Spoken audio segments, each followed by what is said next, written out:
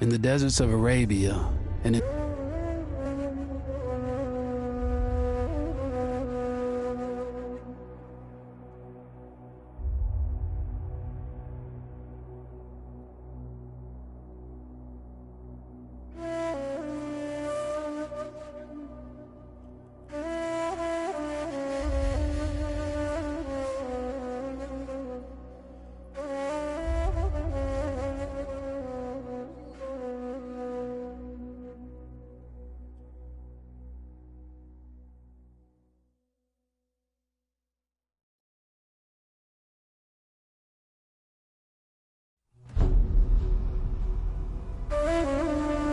The Arabian Desert, a vast ocean of drifting sands and scorched, sun-baked rocks. Beneath these endless dunes, oil, the lifeblood of our new mechanical century. For more than 400 years, the Ottoman Empire has ruled these lands, controlling all that's to be found here. But the Ottomans do not rule unopposed. Small bands of Bedouin rebels have united to overthrow the empire. They strike without warning and then vanish into the desert. Fighting alongside them is a lone British officer whose exploits have earned him wide renown. The world has taken to calling this man Lawrence of Arabia.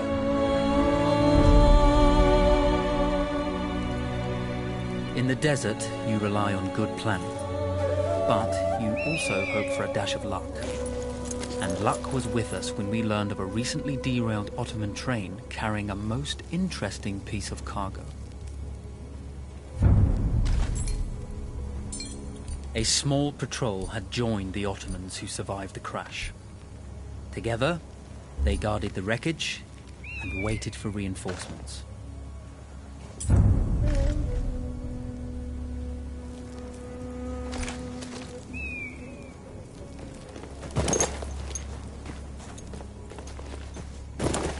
A lone fighter has just one advantage over a large enemy force. A lone fighter can move unseen.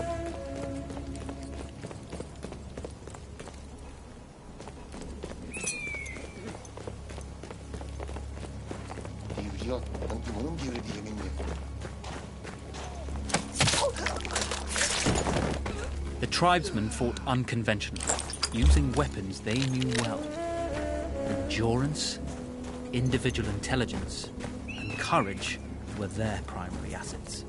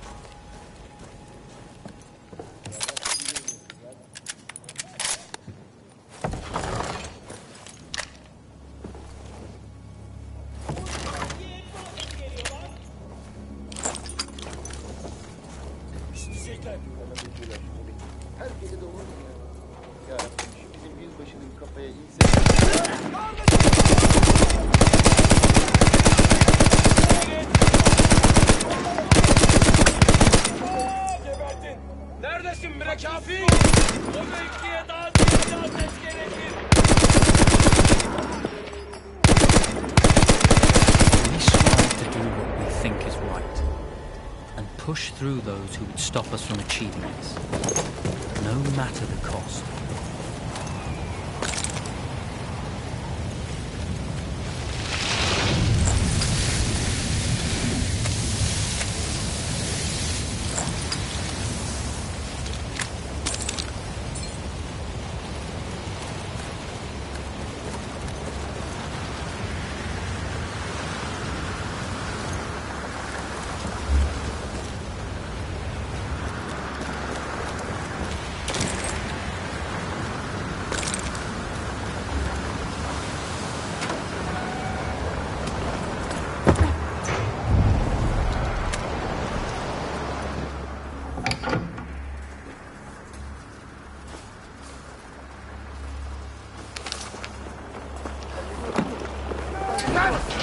Come out!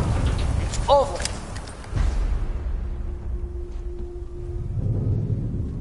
Well, you did not think we would be fast enough to catch you here, did you? Lawrence of Arabia.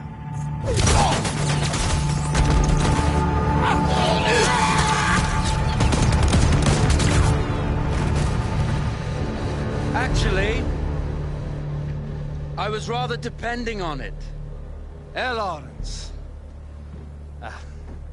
Well, this is very clever. Now the hunter becomes the hunted. So who might you be? How enchanting you are, my dear. Ahmed. I'll show you enchanting. If it weren't for you, I'd be free. Free, is it? You'll be free when you're dead. And I'm happy to tell you, the Empire intends to grant you all this freedom very soon.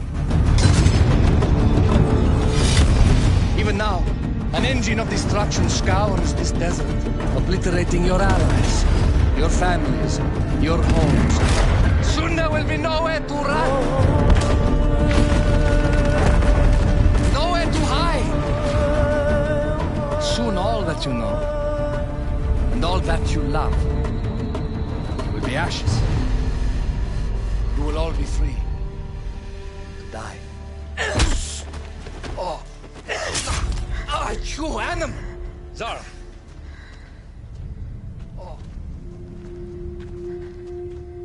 Now I understand that you would like nothing more than to strip the flesh from that man's feet and send him off into the desert naked to die. But think about it. You're right. I'm sorry. My friend here, she can be a little brusque. You're going to tell me how to lie to your train, so we can lure it into a trap and destroy it. Impossible. To even begin to talk to that train, you would need an entire book of communication codes. Oh, like this one, you mean? You can never stop the progress of machines! One day, the whole world will take your lands and the precious black gold beneath its sands. We shall see, my friend.